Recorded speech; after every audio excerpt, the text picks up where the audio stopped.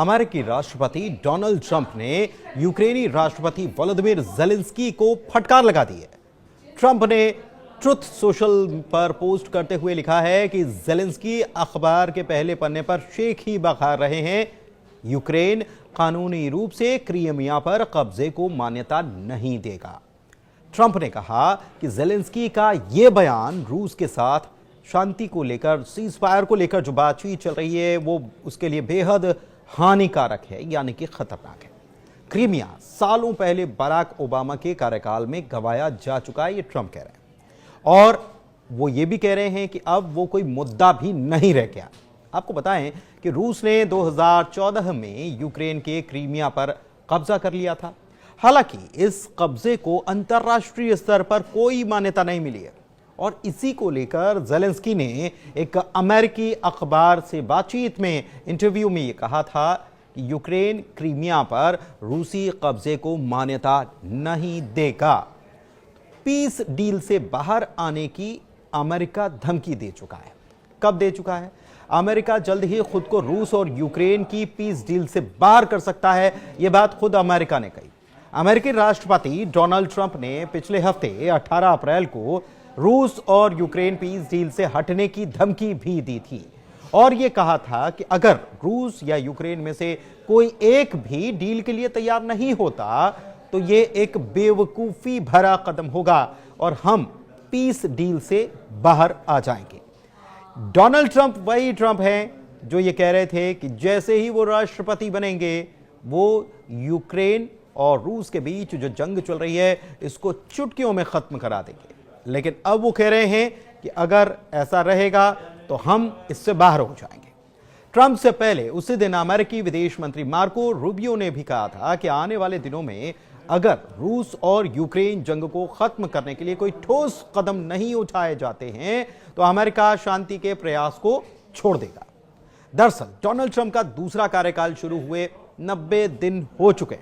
इस दौरान अमेरिका और रूस के बीच कई बार यूक्रेन जंग के समाधान पर बातचीत हो चुकी है, कई बार दौरे हुए हैं, सऊदी में भी बातचीत हुई है, लेकिन ट्रंप प्रशासन को शांति कायम करने में कोई खास कामयाबी हाथ नहीं लग पाई। इसके पहले वो तमाम दावे करते रहे हैं।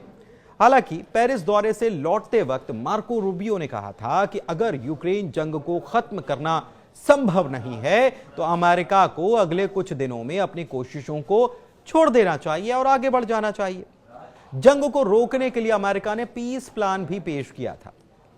बीते हफ्ते हुई जो बैठक थी इसमें अमेरिकी विदेश मंत्री मार्को रूबियो और स्पेशल जो दूत तैनात किए गए स्टीव विटकॉफ, उन्होंने पेरिस में यूरोपीय और यूक्रेनी नेताओं के साथ एक बैठक की थी और इसमें जंग को खत्म करने के लिए की जा रही ट्रंप प्रशासन की कोशिशों के तौर पर इसे आयोजित किया गया था, जिसमें अमेरिका ने शांति के लिए एक प्लान भी रख दिया था।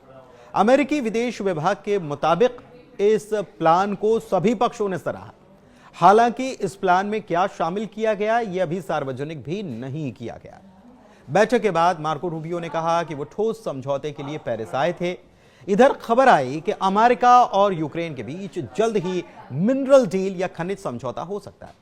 17 अप्रैल की रात को यूक्रेन की अर्थव्यवस्था मंत्री यूलिया स्वीरिडेंको ने बताया कि कीव और वॉशिंगटन के बीच डील को लेकर एक एमओयू पर हस्ताक्षर हुए।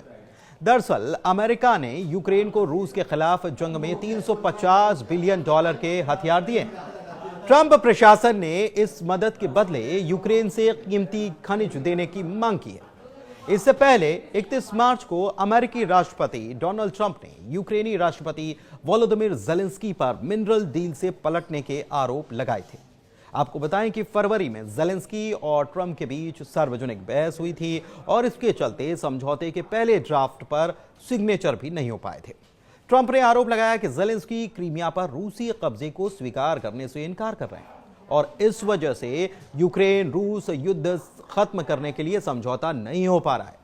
ट्रंप ने यह भी दावा किया कि युद्ध खत्म करने का समझौता बहुत करीब था और मॉस्को के साथ डील प्रभावी रूप से पूरी हो गई थी, लेकिन क्रीमिया देने से इनकार करने के साथ ही ज़ेलेंस्की के साथ बातचीत करना अब कठिन साबित हो रहा था। इसका जवाब ज़ेलेंस्की ने सोशल मीडिया के पोस्ट के जरिए दिया और 2018 में ट्रंप के तत्कालीन विदेश मंत्री माइक पोम्पियो के द्वारा जारी किया गया क्रीमिया घोषणा शेयर किया, जिसमें यह कहा गया था कि वॉशिंगटन क्रीमिया पर रूस के कब्जे के प्रयास को खारिज करता है। जब दोनों नेता एक दूसरे पर आरोप प्रत्यारोप लगा रहे थे, उसी समय यूक्रेनी अधिकारियों ने कीव पर दुश्मन मिसाइल हमले के लिए अलर्ट भी जारी किया। इसके बाद राजधानी भर में विस्फोटक की आवाज सुनाई दी। ट्रंप ने कहा कि संघर्ष को समाप्त करने के लिए यूक्रेनी राष्ट्रपति के द्वारा अमेरिकी शर्तों को स्वीकार करने से इनकार करना किलिंग फील्ड को लंबा खींचने के अलावा कुछ नहीं होगा।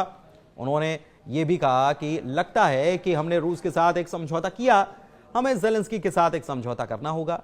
उन्होंने यह भी कहा कि मैंने सोचा कि ज़ेलेंस्की से डील आसान हो सकती है, लेकिन अब तक यह कठिन रही है। यानी कि एक बार फिर से ज़ेलेंस्की जो कह रहे थे कि हम शांति प्रस्ताव के लिए राजी हैं, सिग्नेचर के लिए राजी हैं, उन्हीं के पाले में गेंद फेंक दी गई और उन्हीं को कटघरे में खड़ा कर दिया गया कि शांति जो अभी तक नहीं हो पाई है उसके लिए अगर कोई जिम्मेदार है तो वो है ज़ेलेंस्की की जिद।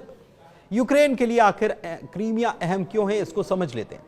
क्रीमिया पर यह संघर्ष एक दशक यानी कि 10 साल से भी ज्यादा समय से चला है। 2014 जब यूक्रेन में रूस समर्थक राष्ट्रपति को कुर्सी से हटा दिया गया था और इसके बाद रूस ने क्रीमिया को कब्जे में कर लिया था और पूर्वी यूक्रेन में खूनी लड़ाई देखी गई, उग्रवादियों का समर्थन हुआ। अब तक अमेरिका का यह क्लियर स्टैंड रहा है कि क्रीमिया यूक्रेन का संप्रभु क्षेत्र है और रूस का इस पर किसी तरह का कोई कब्जा भी अवैध है। लेकिन लग रहा है कि ट्रंप अब कुछ और मूड में हैं। ट्रंप ने नेतृत्व में अमेरिका औपचारिक रूप से क्रीमिया पर रूसी नियंत्रण को मान्यता दे रहा है, जबकि यह संयुक्त राष्ट्र चार्टर और उसके सिद्धांतों का साफ तौर पर उल्लंघन है, जिसे अमेरिका ने दूसरे विश्व युद्ध के बाद से लागू करने का रास्ता साफ कर रखा है। चार्टर क्या कहता है यह समझना जरूरी है। चार्टर यह कहता है कि सीमाओं को बल के द्वारा यानी कि ताकत के द्वारा या हथियार के द्वारा या सैन्य ताकत के द्वारा बदला नहीं जाना चाहिए। यूक्रेन ने लंबे समय से यह कहा कि वो 2014 में रूस के द्वारा अवैध रूप से कब्जा किए गए दक्षिणी प्रायद्वीप जो कि क्रीमिया है उसे छोड़ने वाला नहीं है। क्रीमिया पर रूस के अवैध कब्जे को मान्यता देना ज़ेलेंस्की के लिए न केवल राजनीतिक रूप से असंभव है, बल्कि यह युद्ध के बाद के अंतर्राष्ट्रीय कानून जो मानदंड है, यूएन चार्टर के मानदंड है, इसके भी उलट होने वाला है कि सीमाओं को बलपूर्वक बदला नहीं जाना चाहिए। ज़ेलेंस्की ने लगातार इस सुझाव को खारिज किया है कि यूक्रेन क्रीमिया प्रायद्वीप पर अपना दावा छोड़ेगा और यह बात पहले भी कही जा रही थी। माना तो यही जा रहा था कि यूक्रेन और रूस के बीच डील इस बात पर टिक गई है कि यूक्रेन अपना हिस्सा जो अभी तक रूस ने उसका कब्जा रखा है, रूस ये चाहता है कि उस हिस्से को छोड़ दे और फिर शांति प्रस्ताव हो जाए और साथ ही साथ यूक्रेन में बड़े हथियार ना हो और यूक्रेन इस बात की जिद भी छोड़ दे कि वो नाटो में शामिल होगा। लेकिन दूसरी तरफ बात वहीं पर आकर अटक गई।